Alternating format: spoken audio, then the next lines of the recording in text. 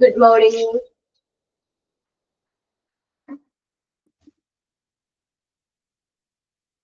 Good morning.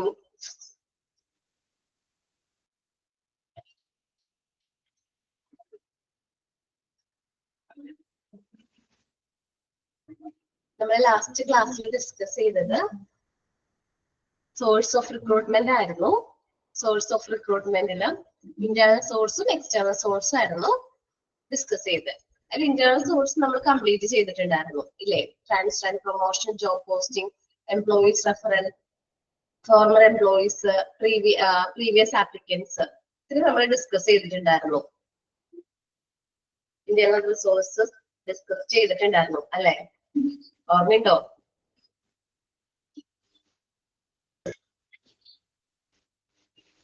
Okay, ഇനി നമ്മൾ discuss ചെയ്യാൻ പോകുന്നത് എന്താണ്? മെറിറ്റ്സ് ഓഫ് ഇന്റേണൽ റിസോഴ്സ് ആണ്. ഇന്റേണൽ റിസോഴ്സിന്റെ മെറിറ്റ്സിനെ കുറിച്ചിട്ടാണ് പറയുന്നത്. Merits of internal source of recruitment as follows താഴെ പറയുന്നതാണ് ഇന്റേണൽ റിക്രൂട്ട്മെന്റിന്റെ മെറിറ്റ്സ് ആയിട്ട് പറയുന്നത്. ഫസ്റ്റ് ഫെമിലാരിറ്റി ആണ്. കാരണം ഓൾറെഡി നമുക്ക് ഈ എംപ്ലോയീസിനെ കുറിച്ചിട്ട് അറിയാം. അതുകൊണ്ട് തന്നെ അവരുടെ കപ്പാസിറ്റിയും കേപ്പബിലിറ്റിയും സ്കിൽസും നമുക്ക് എന്താ അറിയാം, ഓൾറെഡി അറിയാം. അവരെ ബെറ്റർ ആയിട്ട് എന്ത് ചെയ്താൽ മതി, യൂട്ടിലൈസ് ചെയ്താൽ മതി. Familiarity, the organisation and it's members know each other very well.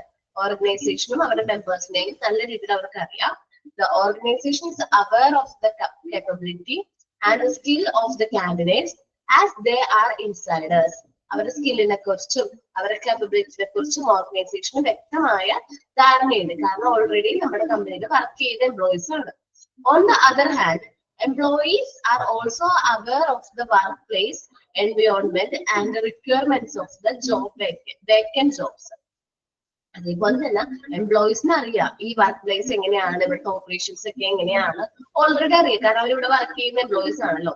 അതേപോലെ തന്നെ നമ്മൾ ഈ വന്നിരിക്കുന്ന വേക്കന്റ് ജോബിന്റെ റിക്രൂട്ട്മെന്റ്സ് എന്തൊക്കെയാണ്, എന്തെങ്കിലും ജോബ് ഡിസ്ക്രിപ്ഷനോ സ്പെസിഫിക്കേഷനോ ഒക്കെ പറഞ്ഞിട്ടുണ്ടെങ്കിൽ, അല്ലെങ്കിൽ എക്സ്ട്രാ എന്തെങ്കിലും കാര്യങ്ങൾ പറഞ്ഞിട്ടുണ്ട്, എക്സ്ട്രാ ഡ്യൂട്ടീസോ റെസ്പോൺസിബിലിറ്റിയോ പറഞ്ഞിട്ടുണ്ടെങ്കിൽ അതിനെ കുറിച്ചിട്ടും ആർക്കറിയാൻ പറ്റും, നമ്മുടെ എംപ്ലോയീസിന് അറിയാൻ പറ്റും. സോ ഫെമിലാരിറ്റി പറയുന്നത് അവരുടെ ജോബിനെ കുറിച്ചിട്ടും ഓർഗനൈസേഷനെ കുറിച്ചിട്ടും എംപ്ലോയീസിന് നല്ല രീതിയിൽ ഫെമിലിയർ ആയിരിക്കും. ഓർഗനൈസേഷൻ ആണെങ്കിൽ നമ്മുടെ കാൻഡിഡേറ്റ്സിനെ കുറിച്ചിട്ടുള്ള കാൻഡിഡേറ്റ്സിന്റെ സ്കില്ലും അവരുടെ കേപ്പബിലിറ്റിനെ കുറിച്ചും വ്യക്തമായ ഒരു ധാരണയുണ്ട്. ഇനി better utilization of internal talent, നമ്മുടെ ഓർഗനൈസേഷനിലുള്ള ടാലന്റഡ് ആയിട്ടുള്ള എംപ്ലോയീസിനെ നല്ല രീതിയിൽ യൂസ് ചെയ്യാനായിട്ട് ഇന്റേണൽ സോഴ്സ് ഓഫ് റിക്രൂട്ട്മെന്റ് നമ്മളെ ഹെൽപ്പ് ചെയ്യുന്നുണ്ട്. Dependence on internal recruitment makes it possible for the company to use competency of its employee in a better manner. എന്താണ്, നമുക്ക് നല്ല രീതിയിൽ ഇന്റേണൽ റിക്രൂട്ട്മെന്റ് ആണ് ചെയ്യുന്നതെങ്കിൽ നമ്മുടെ കമ്പനിയുടെ അകത്തുള്ള എംപ്ലോയീസിനെ നല്ല രീതിയിൽ ബെറ്റർ ആയിട്ട് നല്ല കോമ്പിറ്റന്റ് ആയിട്ട് നമുക്ക് എന്ത് ചെയ്യാൻ പറ്റും, യൂട്ടിലൈസ് ചെയ്യാനായിട്ട് പറ്റും. For example, some extraordinary employees may be deserving of promotion, or certain people might perform better if they switch to other jobs. നമുക്കറിയാലോ, നമ്മൾ പ്രൊമോഷൻ ഒക്കെ കിട്ടാൻ വേണ്ടിയിട്ട് നമ്മൾ നല്ല രീതിയിൽ വർക്ക് ചെയ്ത് നല്ല എഫേർട്ട് എടുക്കുന്ന, നല്ല 100% നമ്മുടെ എഫേർട്ട് ഇട്ടായിരിക്കും നമ്മൾ എന്ത് ചെയ്യുന്നത്, ആ ഒരു വർക്ക് നമ്മൾ എന്ത് ചെയ്യുന്നത്, കംപ്ലീറ്റ് ചെയ്യുന്നത്. സോ എംപ്ലോയീസ്, എക്സ്ട്രാ ഓർഡിനറി ആയിട്ടുള്ള എംപ്ലോയീസ് പ്രൊമോഷൻ ഡിസേർവ് ചെയ്യുന്നുണ്ട്. അങ്ങനെ കിട്ടുകയാണെങ്കിൽ നമുക്ക് ആ ടാലന്റഡ് ആയിട്ടുള്ള ഇന്റേണലി ടാലന്റഡ് ആയിട്ടുള്ള എംപ്ലോയീസിനെ ബെറ്റർ ആയിട്ട് എന്ത് ചെയ്യാൻ പറ്റും, യൂട്ടിലൈസ് ചെയ്യാനായിട്ട് പറ്റും. ഇനി എക്കണോമിയാണ് പറയുന്നത്. കോസ്റ്റ് കുറവാണോ കൂടുതലാണോ? ഇന്റേണൽ സോഴ്സ് ഓൾറെഡി നമുക്ക് അറിയുന്ന എംപ്ലോയീസ് ആണ്, അല്ലെങ്കിൽ നമ്മുടെ ഓർഗനൈസേഷനിലുള്ള എംപ്ലോയീസ് തന്നെയാണ്. അപ്പൊ നമുക്ക് എങ്ങനെയാണ്, കോസ്റ്റ് കുറവാണ് അല്ലെ? വീണ്ടും റിക്രൂട്ട്മെന്റ് പ്രോസസ് നടത്താം. നമുക്കറിയാം റിക്രൂട്ട്മെന്റ് പ്രോസസ് എന്ന് പറഞ്ഞാല് ഒത്തിരി എമൗണ്ട് ആവശ്യമുള്ള പ്രോസസ് ആണ്. സോ നമുക്ക് എക്കണോമി എങ്ങനെയായിരിക്കും, റീസണബിൾ ആയിരിക്കും. നോക്കാം. The cost of recruiting internal employeesന്റെ കോസ്റ്റ് is nominal ആയിരിക്കും, റീസണബിൾ ആയിരിക്കും. And there is no need for the company to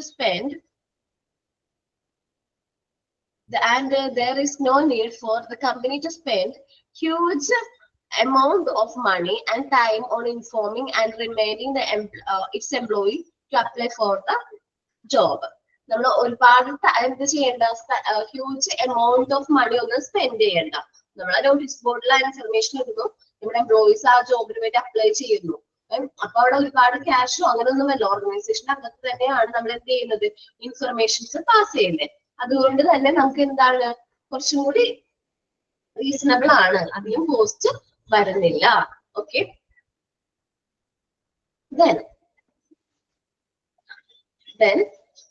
demerits ആണ്. ഫസ്റ്റ് എന്താ നമ്മൾ പറഞ്ഞ മെറിറ്റ്സ് ഓഫ് ഇന്റേണൽ റിസോഴ്സ് ആണ്. നമുക്ക് ഫെമിലാരിറ്റി ഉണ്ട് എംപ്ലോയീസിനെ കുറിച്ചിട്ട് ഓർഗനൈസേഷനും, അതേപോലെ തന്നെ എന്താണ് എംപ്ലോയീസിനെ കുറിച്ച് ഓർഗനൈസേഷനും, അതേപോലെ ഓർഗനൈസേഷനെ കുറിച്ച് എംപ്ലോയീസിനും നല്ല രീതിയിൽ അറിയാം.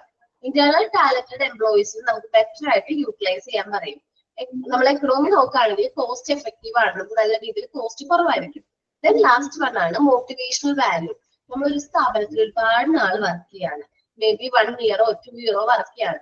നമുക്കൊരു പ്രൊമോഷൻ തരാണെന്ന് വിചാരിക്കുക, അവര് നല്ല രീതിയിൽ നമ്മൾ എന്ത് ചെയ്യണം, ഒരു അടുത്ത പോസ്റ്റിലേക്ക് പ്രൊമോട്ട് ചെയ്യാണ്.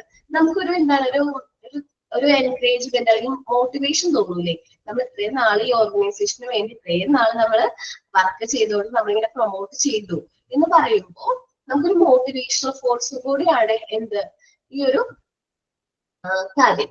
ഓക്കെ, എന്ത് ഇന്റേണൽ സോഴ്സിൽ നിന്ന് റിക്രൂട്ട്മെന്റ് ചെയ്യാന്ന് പറഞ്ഞിട്ട് എംപ്ലോയീസിനെ മോട്ടിവേറ്റ് ചെയ്യണം. Employees feel motivated and encouraged through internal recruitment. The employees work effectively in anticipation of getting promotion and transfer. അപ്പോൾ ട്രാൻസ്ഫറും പ്രൊമോഷനും ഒക്കെ കിട്ടുന്ന പ്രതീക്ഷയോടുകൂടി തന്നെ എംപ്ലോയീസ് നല്ല ഹാർഡ് വർക്കോട് കൂടി നല്ല എഫക്റ്റീവ് ആയിട്ട് എന്ത് ചെയ്യും, വർക്ക് ചെയ്യും. അപ്പൊ നമ്മൾ മെറിറ്റ്സ് ആണ് ഡിസ്കസ് ചെയ്തത്. വേഗം പെട്ടെന്ന് റീഡ് ചെയ്തേ എന്തൊക്കെയാണ് മെറിറ്റ്സ് എന്നുള്ളത്.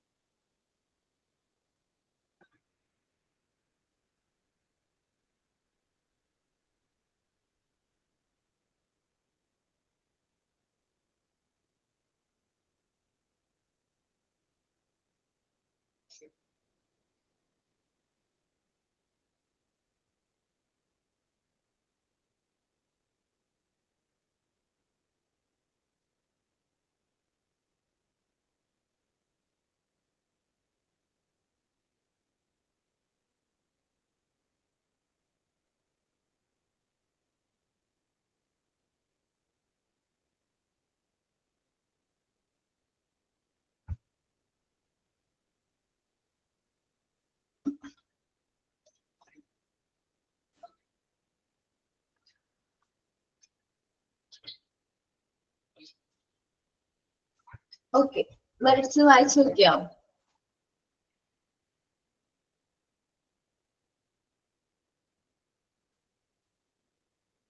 ഓക്കെ, മെറിറ്റ്സ് പോലെ തന്നെ ഇന്റേണൽ സോഴ്സിന് ഡിമെറിറ്റ്സും കൂടി ഉണ്ട്, പോരായ്മകളും കൂടി ഉണ്ട്.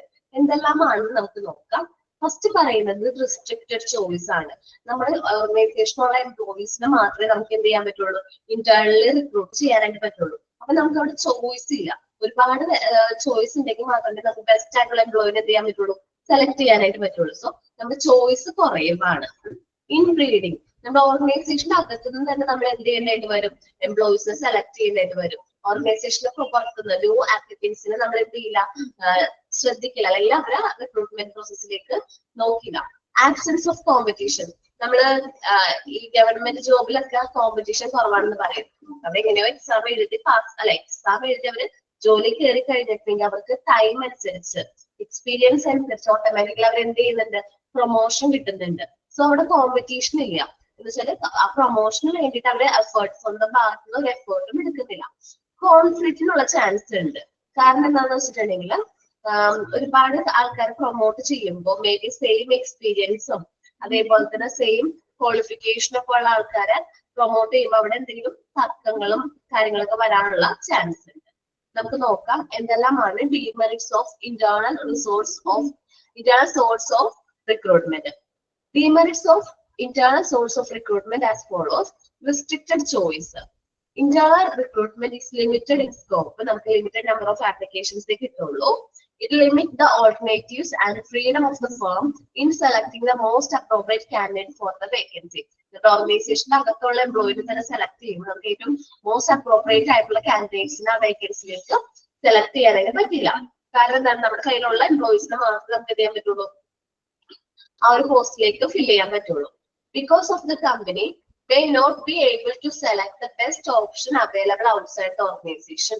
അത് എന്തുകൊണ്ടാണെന്ന് വെച്ചിട്ടുണ്ടെങ്കിൽ കമ്പനിക്ക് പുറത്തുനിന്ന് ആരെയും എന്ത് ചെയ്യാൻ പറ്റില്ല, സെലക്ട് ചെയ്യാൻ പറ്റില്ല. അതുകൊണ്ടാണ് ഇവിടെ റെസ്ട്രിക്റ്റഡ് ചോയ്സ് വരാൻ കാരണം. നമ്മുടെ ഓർഗനൈസേഷനുള്ള എംപ്ലോയിനെ തന്നെ നമ്മൾ എന്ത് ചെയ്യേണ്ടതായിട്ട് വരും, റിക്രൂട്ട് ചെയ്യേണ്ടതായിട്ട് വരും. ഇൻബ്രീഡിംഗ് ആണ്, ഇൻസൈഡ് ദ ഓർഗനൈസേഷൻ തന്നെയാണ് meaning. Too much dependence of the company on internal recruitment significance that companies not looking to hire no applicants from outside.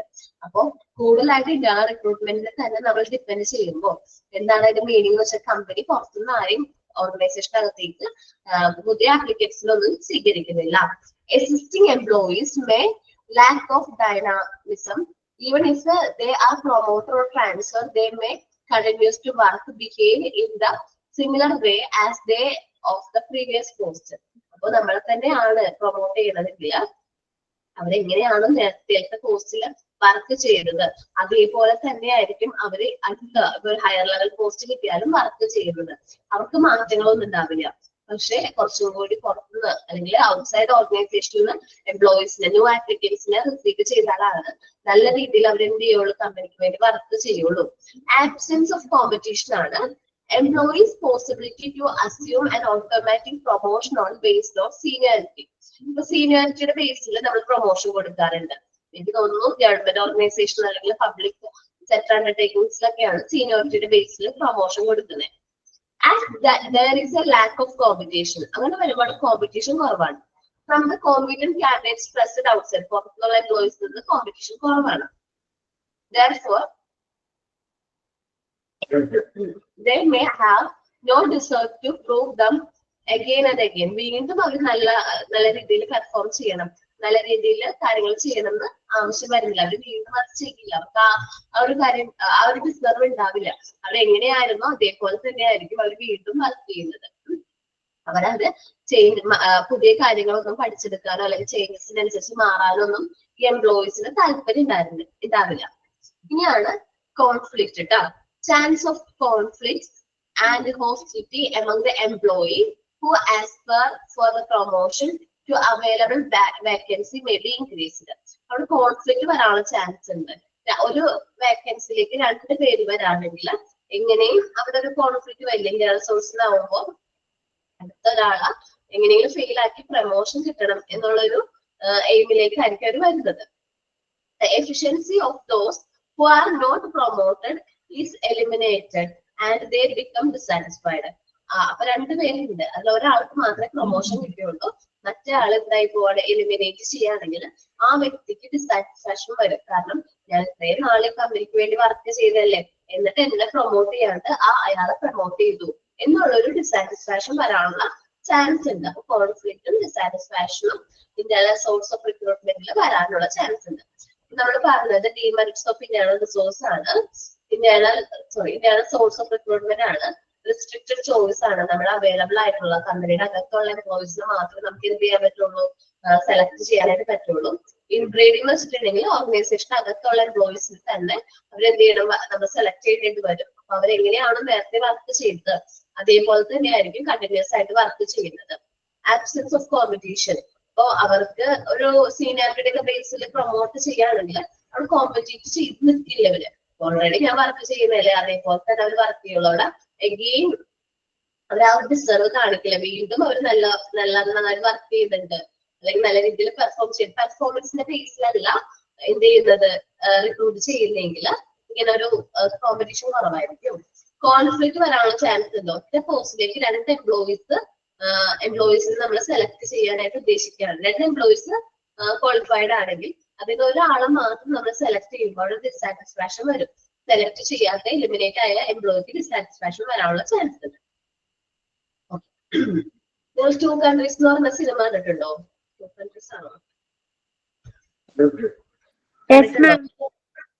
അതില് ഒരു പോസ്റ്റിലേക്ക് 2 പേര് വരുമ്പോ എന്തെല്ലാം കോമ്പറ്റീഷൻ ആണ് അവിടെ വരുന്നതെന്ന് നമ്മൾ ആ ഫിലിമിലൂടെ കാണാൻ പറ്റുന്നുണ്ട്. ശ്രദ്ധിച്ചിട്ടുണ്ടോ?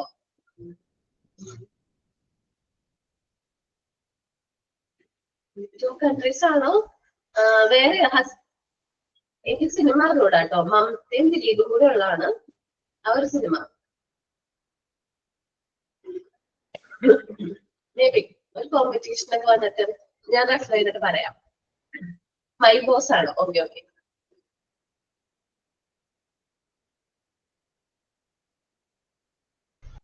Okay thank you. ഫിലിമിന്റെ പേര് മാറിപ്പോയതാണ്. മൈ ബോസ് എന്ന് പറയുന്ന ഫിലിമിൽ ഒരു പോസ്റ്റിലേക്ക് രണ്ട് പേര് കോമ്പറ്റ് ചെയ്യുക. ഒരാളും നമുക്ക് എന്ത് ചെയ്യാൻ പറ്റുന്നുള്ളൂ, സെലക്ട് ചെയ്യാൻ പറ്റുന്നുള്ളൂ. അതിന് വേണ്ടിയിട്ട് ഒരുപാട് പ്രശ്നങ്ങള് മറ്റൊരു വ്യക്തി ചെയ്യുന്നുണ്ട്. കോൺഫ്ലിക്റ്റുകൾ, തർക്കങ്ങളൊക്കെ വരുന്നുണ്ട്. ഓക്കെ, അപ്പൊ ഡിമെറിറ്റ്സ് ഓഫ് ഇന്റേണൽ സോഴ്സ് കൂടെ ഒന്ന് റീഡ് ചെയ്തേ.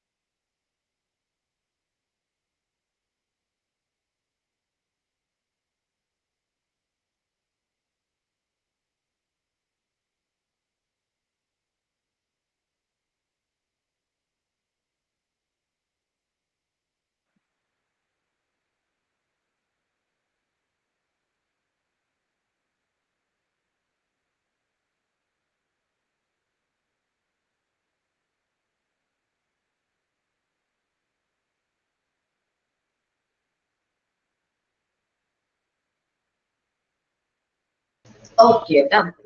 ഇൻ ബ്രീഡിംഗ് എന്ന് വെച്ചിട്ടുണ്ടെങ്കിൽ നമ്മുടെ ബ്രീഡിംഗ് അല്ലെങ്കിൽ ഓർഗനൈസേഷനകത്ത് നിന്ന് തന്നെ എംപ്ലോയീസ് നമ്മൾ എന്ത് ചെയ്യുന്നു, സെലക്ട് ചെയ്യുന്നു. ആ ഒരു മീനിങ് ആണ് വരുന്നത്.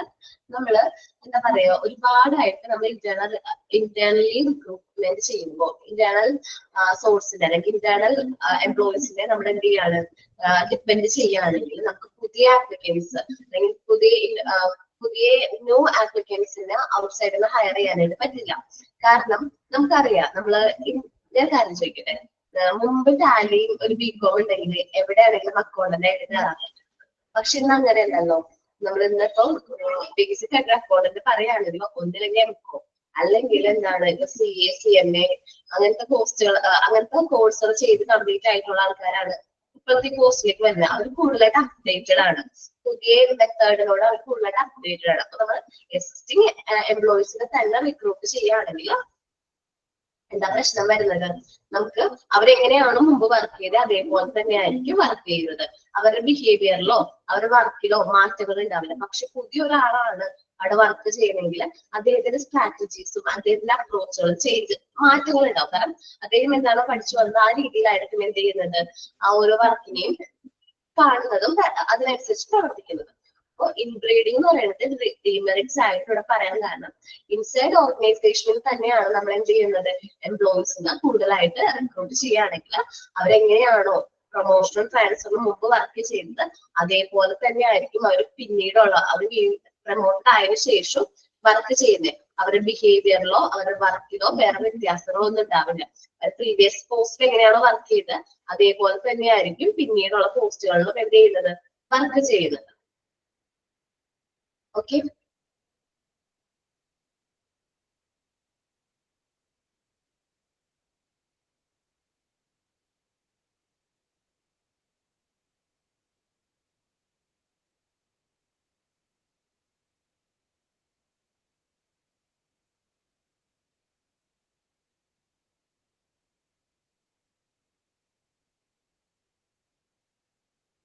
ഓക്കെ കേട്ടോ.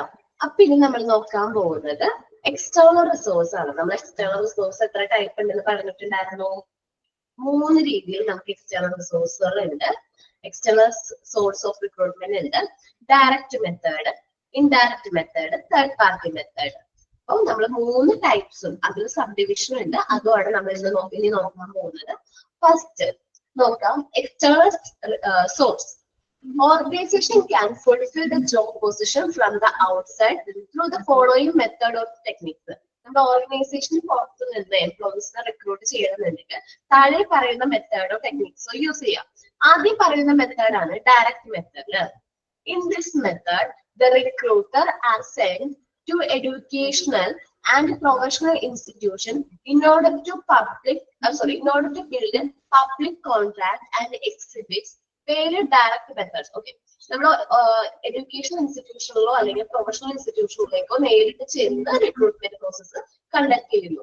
ഇപ്പോൾ ഞാൻ പഠിച്ച ഇൻസ്റ്റിറ്റ്യൂട്ടിലെ എല്ലാ ഫ്രൈഡേയും എന്തുണ്ട് റിക്രൂട്ട്മെന്റ് നടക്കുന്നുണ്ട്. അപ്പൊ ഞങ്ങളുടെ ഇപ്പൊ ഫൈനൽ കഴിഞ്ഞ അല്ലെങ്കിൽ ഫൈനൽ പാസ്സായിട്ടുള്ള എന്താ പറയാ ഫൈനൽ പാസ്സായിട്ടുള്ള സ്റ്റുഡൻസിന് അല്ലെങ്കിൽ ഫൈനൽ ഫസ്റ്റ് ഗ്രൂപ്പ് കിട്ടിയ സ്റ്റുഡൻസിന് എന്ത് ചെയ്യാൻ പറ്റും, ഈ ഒരു ഇന്റർവ്യൂവിൽ അറ്റൻഡ് ചെയ്യാനായിട്ട് പറ്റും.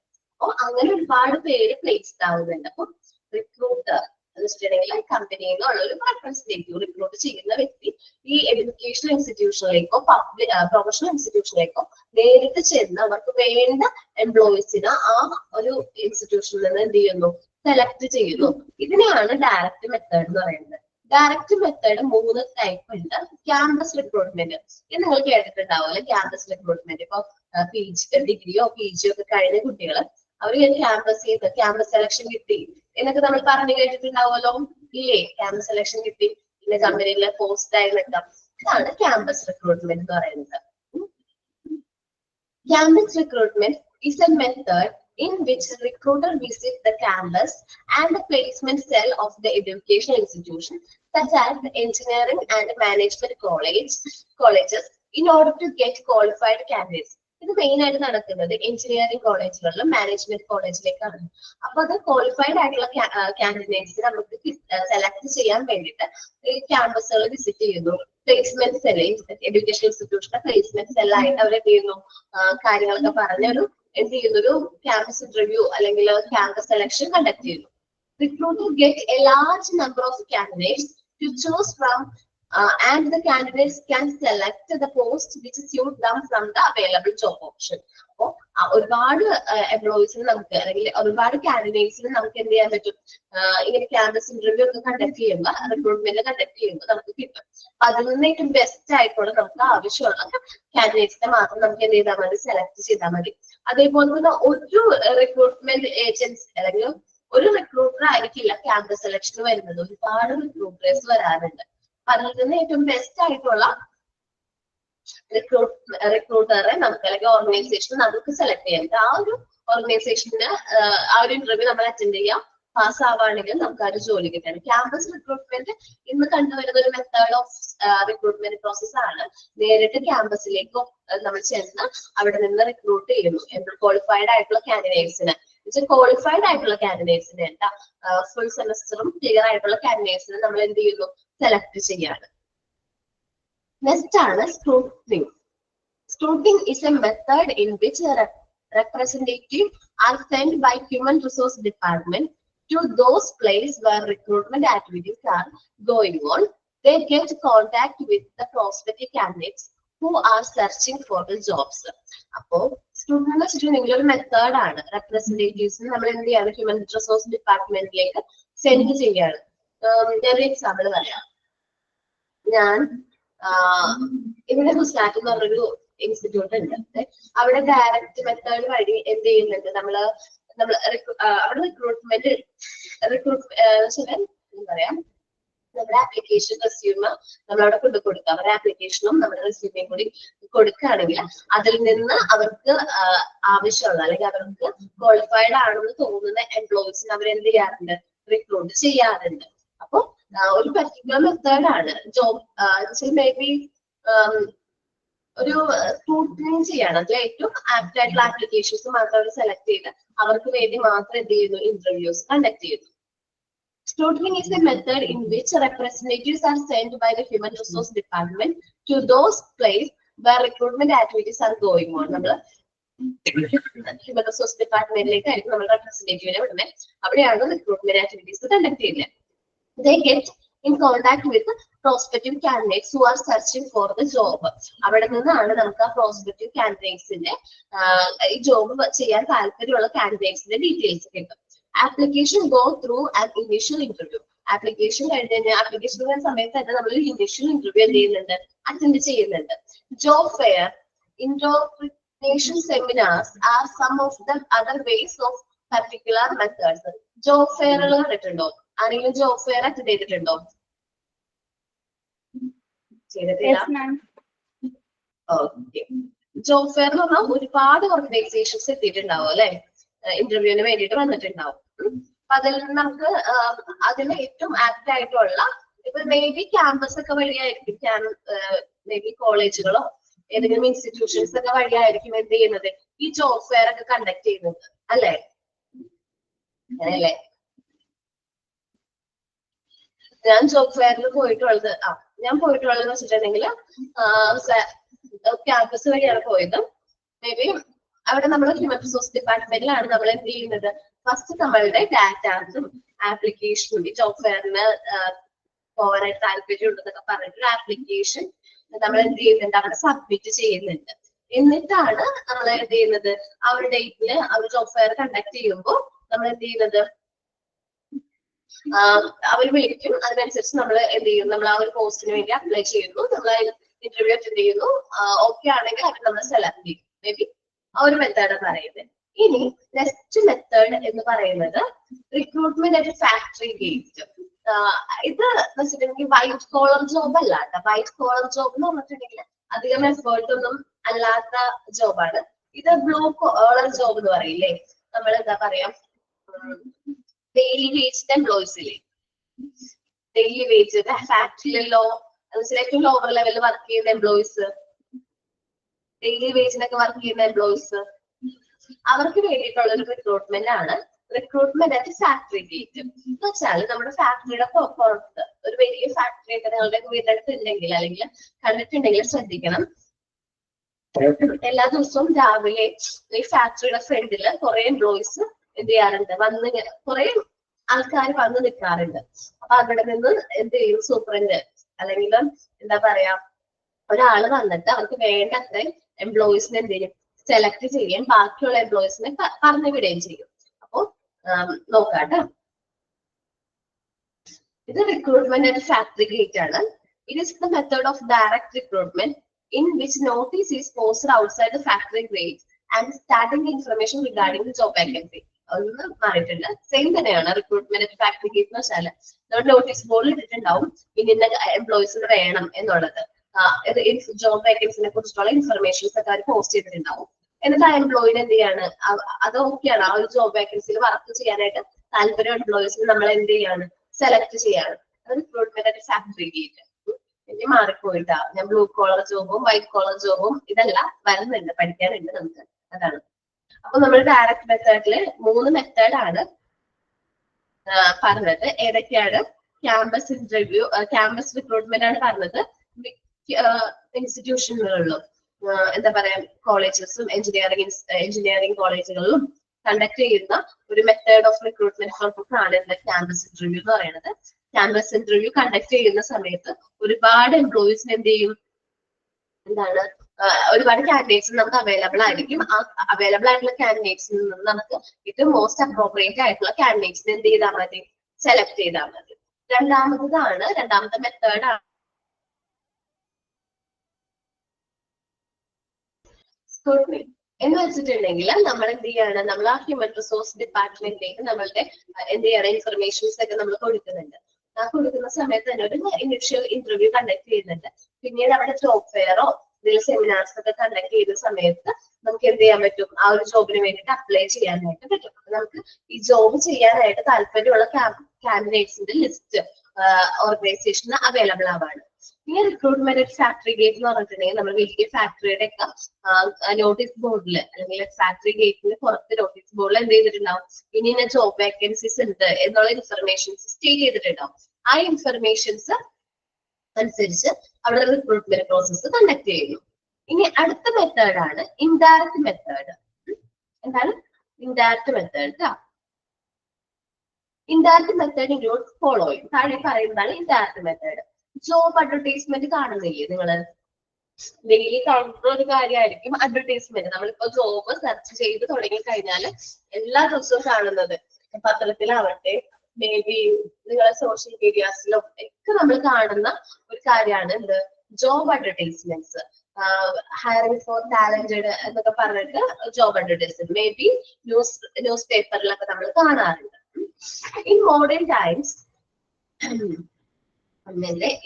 times, this medium has become equally vibrant, energetic, and creative as consumer advertising. നമ്മൾ കൺസ്യൂമേഴ്സ് നമുക്ക് വേണ്ട എംപ്ലോയീസിനെ കുറിച്ചുള്ള അഡ്വർടൈസ്മെന്റ് കൊടുക്കുന്നുണ്ട്. ഒരുപാട് ജോബിനെ കുറിച്ച് അഡ്വർടൈസ്മെന്റ് കൊടുക്കാറുണ്ട്. The advertisement usually provide a brief outline of the job responsibility, compensation package, growth opportunity in the organization, wants to reach a large target group and deserve a good number of qualified candidates who are cosmopolitan in distribution. എന്ന് പറഞ്ഞിട്ടുണ്ടെങ്കിൽ advertisement എന്ന് പറയുന്നത് ഇന്ന് കാണുന്നതിൽ വെച്ചിട്ട് ഏറ്റവും നല്ല ഒരു മെത്തേഡ് ഓഫ് റിക്രൂട്ട്മെന്റ് ആണ്. നമ്മളുടെ ജോബിനെ കുറിച്ചിട്ട് നമ്മൾ എന്ത് കൊടുക്കുന്നു, അഡ്വർടൈസ്മെന്റ് കൊടുക്കുന്നു. നമ്മുടെ ഓർഗനൈസേഷനിൽ വർക്ക് ചെയ്യാനായിട്ട് താല്പര്യമുള്ള എംപ്ലോയീസിന് ഈ ഇൻഫർമേഷൻ പാസ് ചെയ്യണമല്ലോ. എന്നാൽ മാത്രമാണ് അവർക്ക് എന്ത് ചെയ്യാൻ പറ്റുള്ളൂ, ആ ഒരു പോസ്റ്റിലേക്ക് എന്ത് ചെയ്യാൻ പറ്റുള്ളൂ, അപ്ലൈ ചെയ്യാനായിട്ട് പറ്റുള്ളൂ. ആ ഇൻഫർമേഷൻസ് എല്ലാം അടങ്ങിയിട്ടുള്ള എന്തെല്ലാം ഇൻഫർമേഷൻസ് ഉണ്ടാവും, ജോബ് റെസ്പോൺസിബിലിറ്റി ഉണ്ടാവും, ജോബ് സ്പെസിഫിക്കേഷൻ ഉണ്ടാവും, ജോബ് ഡിസ്ക്രിപ്ഷൻ ഇൻക്ലൂഡഡ് ആയിരിക്കും, ദെൻ കോമ്പൻസേഷൻ പാക്കേജ്. മെയിൻ ആയിട്ട് ഞാനിപ്പോ കാണുമ്പോൾ മിക്ക അഡ്വർടൈസ്മെന്റിലും കോമ്പൻസേഷൻ പാക്കേജസ് ഉണ്ടാവും. കോമ്പൻസേഷൻ പാക്കേജിനെ കുറിച്ചിട്ട് പറഞ്ഞിട്ടുണ്ടാവും. ഇന്ന റേഞ്ച് മുതൽ ഇന്ന റേഞ്ച് വരെയാണ് കോമ്പൻസേഷൻ എന്നുള്ളത് പറഞ്ഞിട്ടുണ്ടാവും. ഓക്കെ, ദെൻ അത് കൂടാതെ എന്താണ് ഗ്രോത്ത് ഓപ്പർച്യൂണിറ്റീസ് പറഞ്ഞിട്ടുണ്ടാവും. എന്തെങ്കിലും DAD എക്സ്റ്റൻഡ് ബെനിഫിറ്റ്സ് കൊടുക്കുന്നുണ്ടെങ്കിൽ പറഞ്ഞിട്ടുണ്ടാവും. Want to reach large target group. അപ്പൊ നമുക്ക് കൂടുതലായിട്ട് ഒരുപാട് കാൻഡിഡേറ്റ്സിലേക്ക് എത്തിക്കണമെന്നുണ്ടെങ്കിൽ നമ്മൾ യൂസ് ചെയ്യുന്ന മെത്തേഡാണ് ഏത്, അഡ്വർടൈസ്മെന്റ്. അപ്പൊ നമുക്ക് ഇതിന്റെ ഉദ്ദേശം എന്താണെന്ന് വെച്ചിട്ടുണ്ടെങ്കിൽ നല്ല ഗുഡ് നമ്പർ ഓഫ് ക്വാളിഫൈഡ് ഇൻഡിവിജ്വൽസിനെ നമുക്ക് എന്ത് കിട്ടും, കോൺസ്റ്റമോളിറ്റിക് ഡിസ്ട്രിബ്യൂഷൻ. അവര് അവൈലബിൾ ആണോ എന്നുള്ളത്, ക്വാളിഫൈഡ് ആയിട്ടുള്ള ഇൻഡിവിജ്വൽസ് നമ്മുടെ ഓർഗനൈസേഷനിൽ വർക്ക് ചെയ്യാനായിട്ട് താല്പര്യമുണ്ടോ, അങ്ങനെയുള്ള എംപ്ലോയീസ് നമുക്ക് എന്ത് ചെയ്യാൻ പറ്റും, സെലക്ട് ചെയ്യാനായിട്ട് പറ്റും.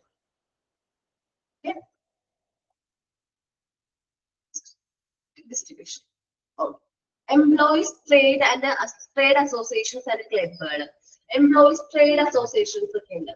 നമുക്കിപ്പോ ഡെയിലി വേജിലൊക്കെ ആണെങ്കിൽ നമ്മൾ ട്രേഡ് യൂണിയൻസ് അസോസിയേഷനിലേക്കൊക്കെ നമ്മൾ ഇൻഫർമേഷൻ വിടുകയാണെങ്കിൽ, ഇൻഫർമേഷൻ പാസ് ചെയ്യുകയാണെങ്കിൽ അവിടെ നിന്ന് നമുക്ക് എന്ത് ചെയ്യും, എംപ്ലോയീസിനെ സപ്ലൈ ചെയ്യാറുണ്ട്. അപ്പോ meetings, conference, seminars and social function of employee trade association and club are more way of spotting suitable candidates.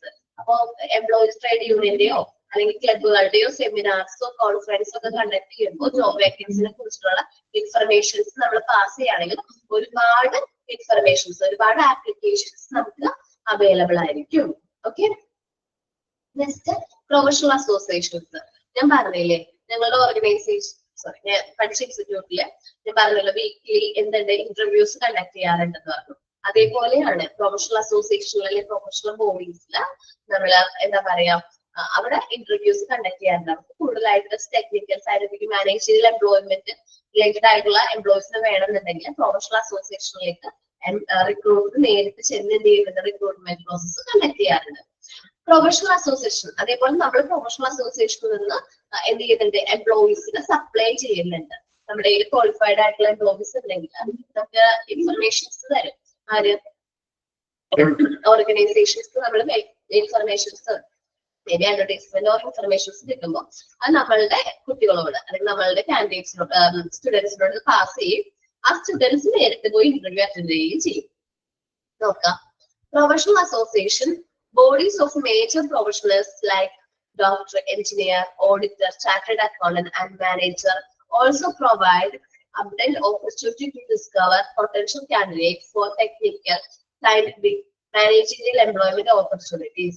അപ്പൊ നമ്മൾ പ്രൊഫഷണൽ അസോസിയേഷനിലോ പ്രൊഫഷണൽ ബോഡീസിലോ ഡോക്ടർ, എഞ്ചിനീയറിംഗ്, ഓഡിറ്റർ റിലേറ്റഡ് ആയിട്ടുള്ള ജോബുകൾ പ്രൊഫഷണൽ അസോസിയേഷനിൽ നമ്മൾ പൊട്ടൻഷ്യൽ ആയിട്ടുള്ള കാൻഡിഡേറ്റ്സിനെ നമ്മൾക്ക് വേണ്ട technical, scientific, managerial employment provide ചെയ്യാവുന്ന കാൻഡിഡേറ്റ്സ് നമ്മൾ അവിടേക്ക് ചെന്ന് അവരിൽ എന്ത് ചെയ്യുന്നു, ഇന്റർവ്യൂ കണ്ടക്ട് ചെയ്ത് ഏറ്റവും ആപ്റ്റ് ആയിട്ടുള്ള കാൻഡിഡേറ്റ്സിന് നമ്മൾ എന്ത് ചെയ്യുന്നു, സെലക്ട് ചെയ്യുന്നുണ്ട്. ഓക്കെ.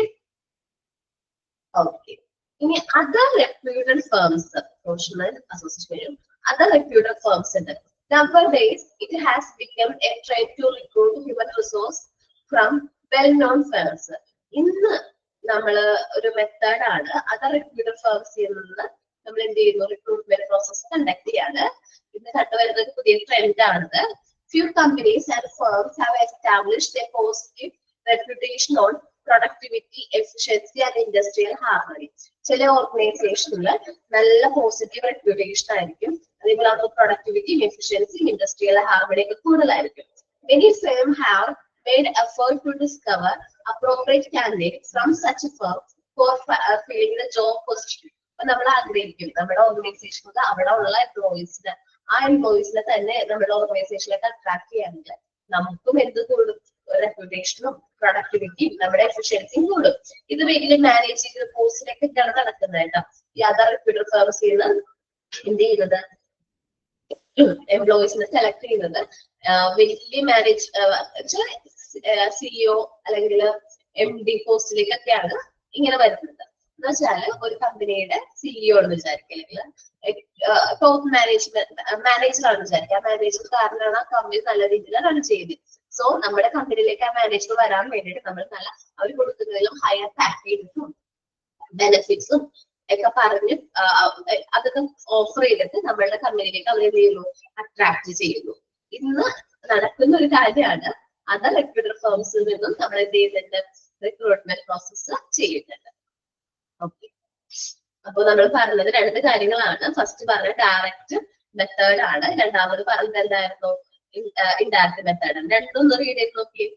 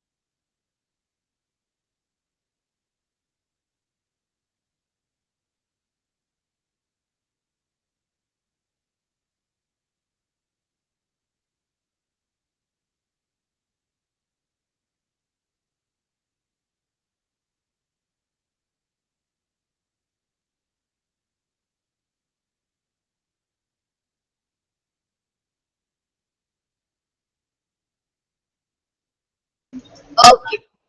ഇനി നമ്മൾ നോക്കുന്നത് തേർഡ് മെത്തേഡ് ആണ്, തേർഡ് പാർട്ടി റിക്രൂട്ട്മെന്റ്.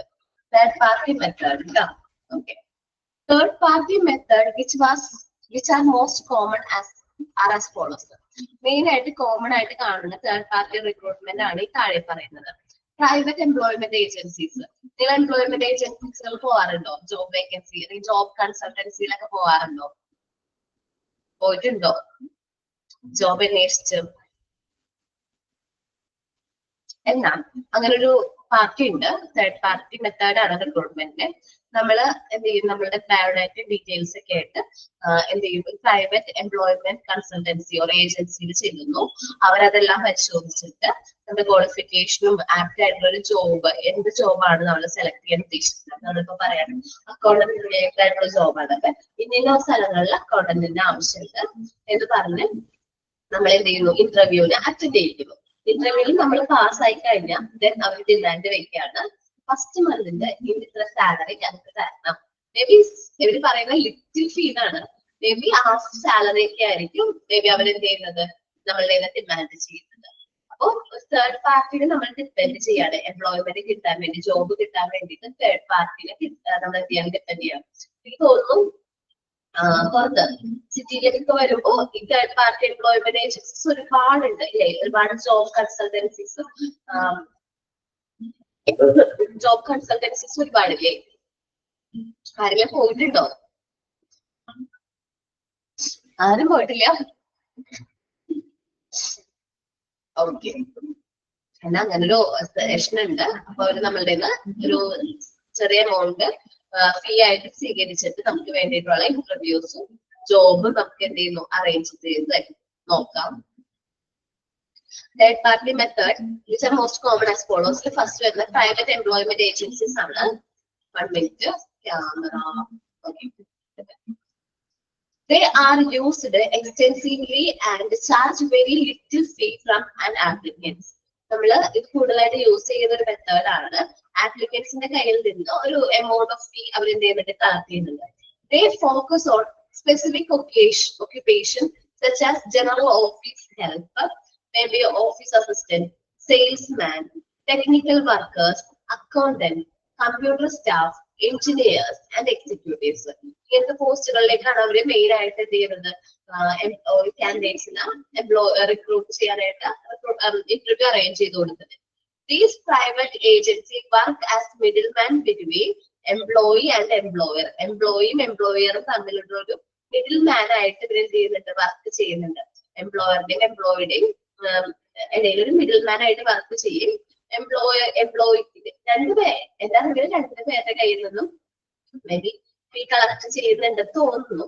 ചില ഓർഗനൈസേഷൻസ് കാൻഡിഡേറ്റ്സിന്റെ കയ്യിൽ നിന്ന് മാത്രം, ആപ്ലിക്കൻസിന്റെ കയ്യിൽ നിന്ന് മാത്രമേ ഫീ കളക്ട് ചെയ്യുന്നുള്ളൂ. ചില ഓർഗനൈസേഷൻസ് രണ്ടുപേരുടെ കയ്യിൽ നിന്ന് ഫീ കളക്ട് ചെയ്യുന്നുണ്ട്.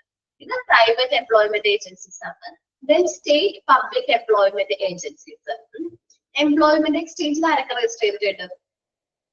ഒന്നും മിണ്ടാതെ പിള്ളേരോ ഒന്നും ചെയ്തിട്ടില്ല എന്ന് തോന്നുന്നുണ്ട്. ജോലിക്ക് വേണ്ടിയിട്ട് ചിന്തിച്ചിട്ടേ ഇല്ല. എംപ്ലോയ്മെന്റ് എക്സ്ചേഞ്ചിൽ ആരൊക്കെ രജിസ്റ്റർ ചെയ്തിട്ടുണ്ട്? അത് പുതുക്കാറുണ്ടോ? റിന്യൂ ചെയ്യാറുണ്ടോ? ഓക്കെ, കറക്റ്റ് ആയിട്ട് റിന്യൂ ചെയ്യാണെങ്കിൽ നമ്മുടെ വേക്കൻസിക്ക് വരുന്നതിനനുസരിച്ച് നമ്മുടെ മെജോറിറ്റി ആണല്ലോ, സീനിയോറിറ്റിക്ക് അനുസരിച്ച് ജോബ് നമുക്ക് അവർ കോൾ ചെയ്യാറുണ്ട്. ജോബിന് വേണ്ടിയിട്ട് നമ്മൾ എന്ത് ചെയ്യാറുണ്ട്, ഇൻഫോം ചെയ്യാറുണ്ട് കേട്ടോ. അപ്പോ എംപ്ലോയ്മെന്റ് എക്സ്ചേഞ്ച് വഴി റിക്രൂട്ട്മെന്റ് നടക്കുന്നുണ്ട്.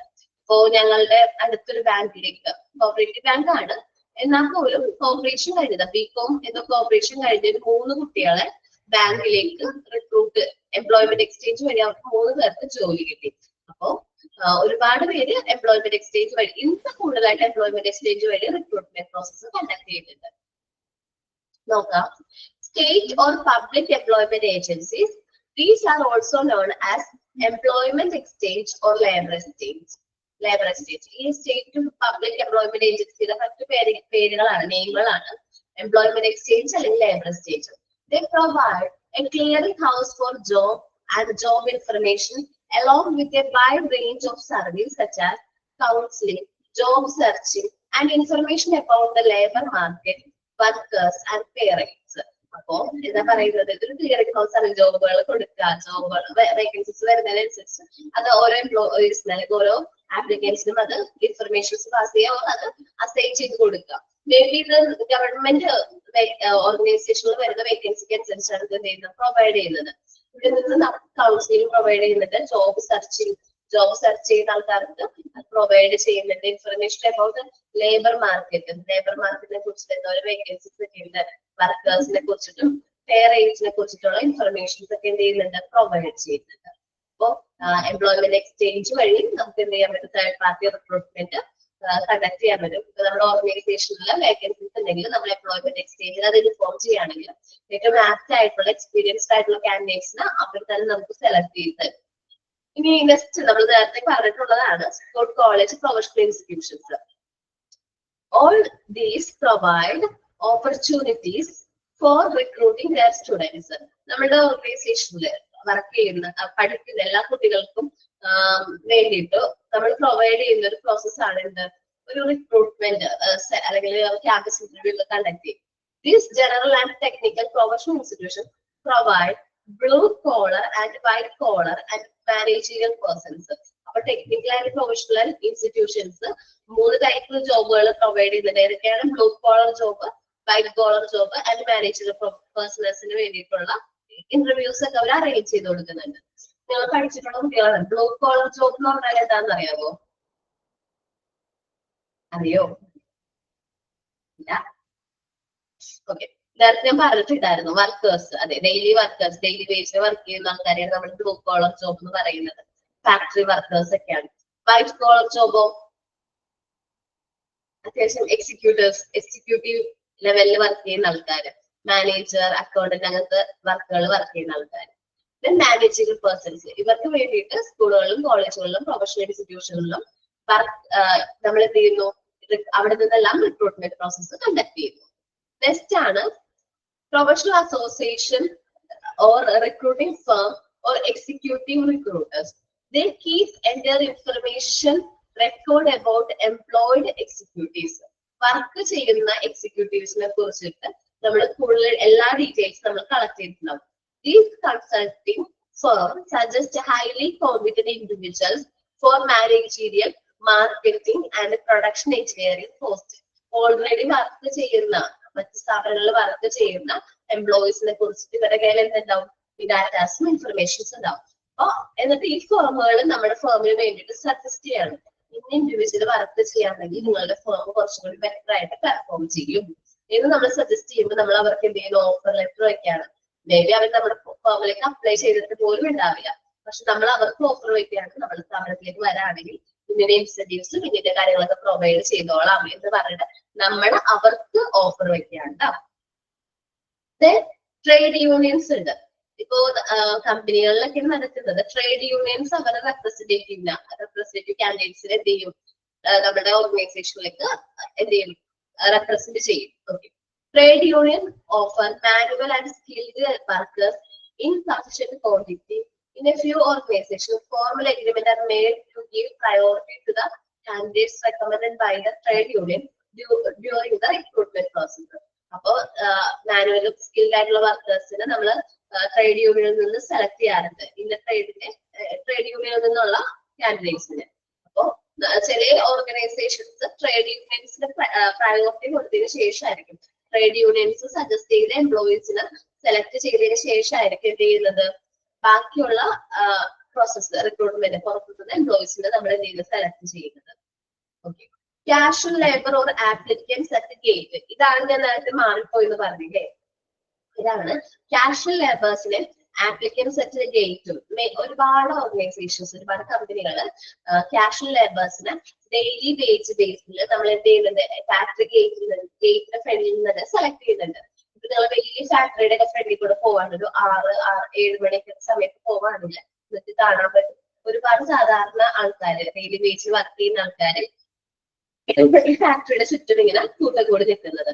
അപ്പോൾ പെട്ടെന്നായിരിക്കും ആ ഗേറ്റ് തുറന്ന് ഒരാൾ ഇറങ്ങി വരെയും ഇത്ര നമ്പർ ഓഫ് എംപ്ലോയീസ് വേണമെന്ന് പറയും, പെട്ടെന്ന് ആ ഗേറ്റിലൂടെ അത്രയും എംപ്ലോയീസിനെ കടത്തി വിടുകയും ചെയ്യുന്നത്.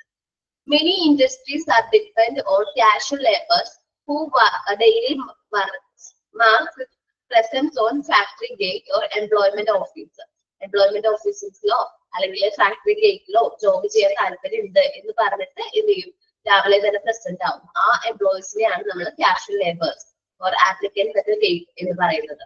അൺകൺസോൾട്ടേറ്റഡ് ആപ്ലിക്കേഷൻസ് ആണ്. അതൊന്ന് ബോൾഡ് ചെയ്തിട്ടില്ല എന്നുള്ളൂ കേട്ടോ. ഈ ജി എന്ന് പറയുന്ന പോയിന്റ് ആണത്, ഇവിടെ ബോൾഡ് ചെയ്തിട്ടില്ലാന്നുള്ളൂ. നിങ്ങളൊന്ന് ബോൾഡ് ആക്കിയാൽ മതി. Unconsolidated applications. There are certain job posts for which small number of candidates apply. ചില പോസ്റ്റിലേക്ക് കുറച്ച് ആപ്ലിക്കേഷൻസ് റിസീവ് ചെയ്യുള്ളൂ. In such a case, organization can search the application form of those candidates. നമുക്ക് ഈ കാൻഡിഡേറ്റ്സിന്റെ കയ്യിൽ നിന്ന് നമ്മൾ എന്ത് ചെയ്യേണ്ടതായിട്ട് വരും? ആപ്ലിക്കേഷൻസ് സെർച്ച് ചെയ്യേണ്ടതായിട്ട് വരും. Who have approached the organization for the vacancy available by their own effort. അവരുടെ സ്വന്തം എഫേർട്ടിൽ സെർച്ച് ചെയ്ത് വന്നിട്ടുള്ള ആപ്ലിക്കേഷനെ ഇതും നമ്മൾ എന്ത് ചെയ്യുന്നത്? സെലക്ട് ചെയ്യുന്നത്. അൺകൺസോൾട്ടേറ്റഡ് ആപ്ലിക്കേഷൻ എന്ന് പറഞ്ഞാൽ ആപ്ലിക്കൻസ് എന്ത് ചെയ്യും? നമ്മുടെ ഓർഗനൈസേഷനിലേക്ക് നേരിട്ട് വന്ന് അവര് ജോബ് ചെയ്യാനായിട്ട് താല്പര്യമുണ്ട് എന്ന് പറയുകയാണെങ്കിൽ അങ്ങനെയുള്ള ആപ്ലിക്കൻസിനെയാണ് നമ്മൾ എന്ത് പറയുന്നത്?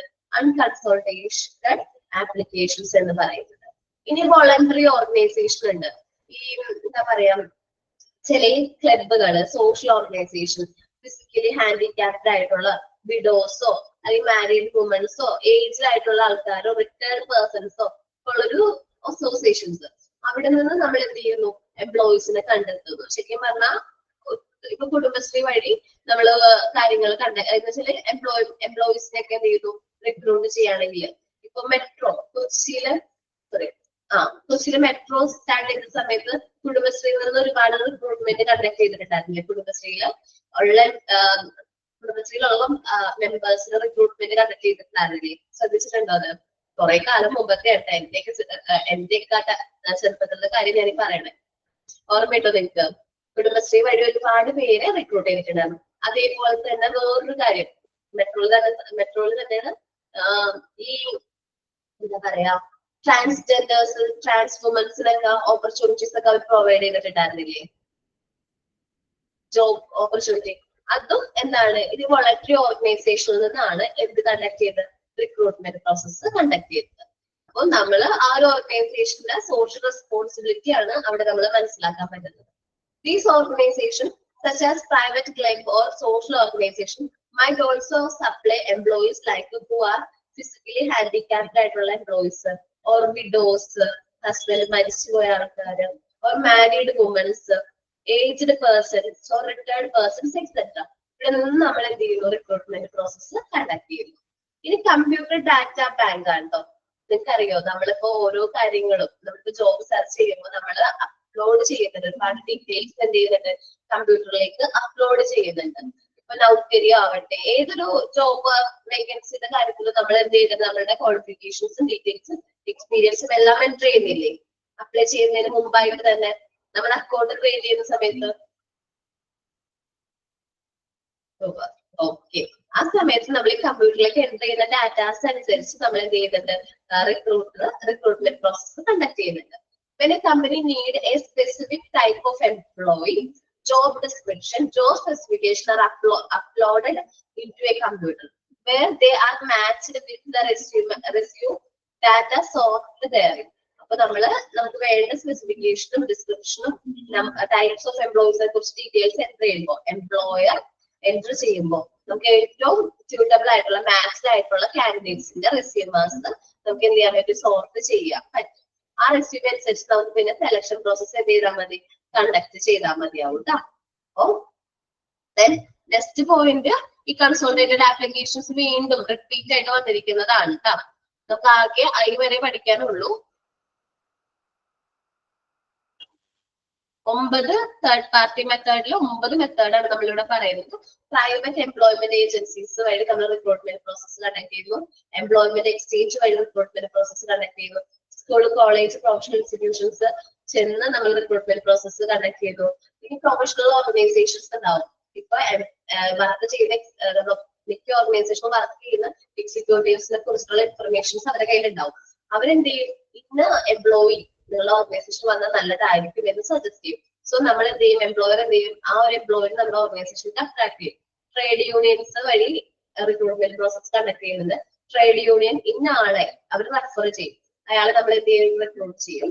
കാഷ്വൽ ലേബേഴ്സ് എന്ന് പറഞ്ഞാൽ ആപ്ലിക്കേഷൻ ക്ലിയർ എന്ന് പറഞ്ഞാൽ ഡെയിലി വേജിന്റെ ബേസിലാണ് ഈ കാഷ്വൽ ലേബേഴ്സ് നമ്മൾ സെലക്ട് ചെയ്യുന്നത്. നമ്മുടെ ഫാക്ടറി ഗേറ്റിന്റെ ഫ്രണ്ടിൽ എല്ലാ ദിവസവും നമ്മൾ ഇത്ര നമ്പർ ഓഫ് ആപ്ലിക്കൻസ് നമ്മൾ എന്ത് ചെയ്യുന്നു, സെലക്ട് ചെയ്യുന്നു. അപ്പൊ അവർക്ക് അങ്ങനെ ചെയ്യുമ്പോൾ എന്ന് വെച്ചിട്ടുണ്ടെങ്കിൽ അവർക്ക് വേറെ ഇൻസെന്റീവ്സോ PF അങ്ങനെ ഒന്നും കൊടുക്കണ്ടായിട്ടില്ല. അവർക്ക് വൈകുന്നേരം ആവാൻ കൂലി കൊടുക്കുക, അവരെ പറഞ്ഞു വിടാം. നമ്മളായിട്ട് റെസ്പോൺസിബിലിറ്റീസ് ഒന്നുമില്ല. അൺകൺസോളിഡേറ്റഡ് ആപ്ലിക്കേഷൻ പറഞ്ഞിട്ടുണ്ടെങ്കിൽ കുറച്ച് നമ്പർ ഓഫ് ആപ്ലിക്കേഷൻസ് നമുക്ക് കിട്ടുള്ളൂ. അതിൽ നിന്ന് നമുക്ക് ഏറ്റവും അപ്രോപ്രിയേറ്റ് ആയിട്ടുള്ള എഫിഷ്യന്റ് ആയിട്ടുള്ള ആപ്ലിക്കന്റ് സെലക്ട് ചെയ്യാം. വോളണ്ടറി അസോസിയേഷൻ എന്ന് പറഞ്ഞാൽ ഫിസിക്കലി ഹാൻഡിക്യാപ്ഡ് ആയിട്ടുള്ള ഒരു സോഷ്യൽ ഓർഗനൈസേഷൻ ഒക്കെ ഉണ്ടാവും. അവിടെ നിന്ന് നമുക്ക് വേണ്ട എംപ്ലോയീസിനെ നമ്മൾ സെലക്ട് ചെയ്യും. കമ്പ്യൂട്ടർ ഡാറ്റ ബാങ്ക്സ് എന്ന് പറഞ്ഞാൽ നമ്മൾ കമ്പ്യൂട്ടറിലേക്ക് കൊടുത്തിട്ടുള്ള ഇൻഫർമേഷൻ പ്രൊവൈഡ് ചെയ്തിട്ടുള്ള ഇൻഫർമേഷന്റെ ബേസിൽ റിക്രൂട്ട്മെന്റ് പ്രോസസ്സ് എംപ്ലോയർ നടത്തുന്നു. എംപ്ലോയർ അതിൽ നിന്ന് ഏറ്റവും മാച്ച് ആയിട്ടുള്ള റെസ്യൂമ എന്ത് ചെയ്യുന്നു, സോഫ്റ്റ്വെയർ എടുക്കുകയും ആ ഒരു ആൾക്ക് ഇന്റർവ്യൂ ലെറ്റർ പ്രൊവൈഡ് ചെയ്യുകയും ചെയ്യുന്നു. ഇത്രയുമാണ് തേർഡ് പാർട്ടി മെത്തേഡിൽ പറയുന്നത്. ഓക്കെ, നെക്സ്റ്റ് ക്ലാസ്സിൽ വരുമ്പോൾ എക്സ്റ്റേണൽ സോഴ്സ്, ഡയറക്റ്റ് മെത്തേഡ്, എന്താണ് ഡയറക്റ്റ് മെത്തേഡ് നോക്കണം, അതേപോലെ ഇൻഡയറക്റ്റ് മെത്തേഡ് നോക്കണം, തേർഡ് പാർട്ടി മെത്തേഡ് നോക്കണം. ഓക്കെ, നല്ല രീതിയിൽ റീഡ് ചെയ്തിട്ട് വേണം വരാനായിട്ട് നെക്സ്റ്റ് ക്ലാസ്സിൽ. അതേപോലെ മോക്ക് ടെസ്റ്റും അറ്റൻഡ് ചെയ്യാം കേട്ടോ. ഓക്കെ, അപ്പൊ ഞാൻ ക്ലാസ് വൈൻഡപ്പ് ചെയ്യാണ്. Thank you all.